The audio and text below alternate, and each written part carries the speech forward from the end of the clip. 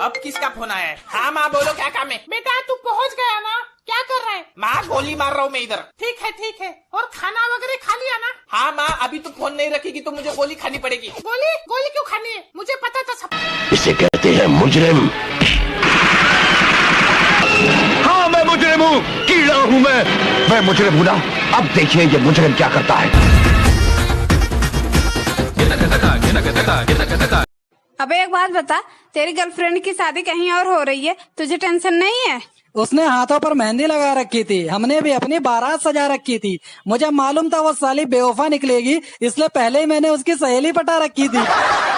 Light camera action. तादल तुम tip में लियो और तिथि नहीं होती अदल हमारी बीच में तो ही आया, तम दो वो मल दिया। वाह मेरे तोतले एक्टर, तू जरूर पिक्चर हिट करवाएगा।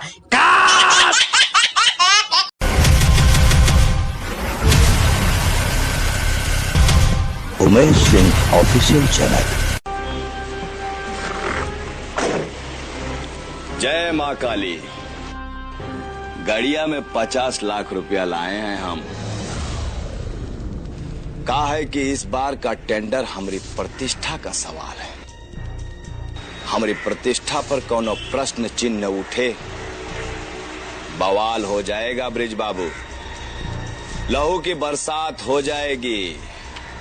समझ रहे हैं ना आप हम क्या कहना चाह रहे हैं? रामायण पढ़े हैं दुर्गेश्वर जी?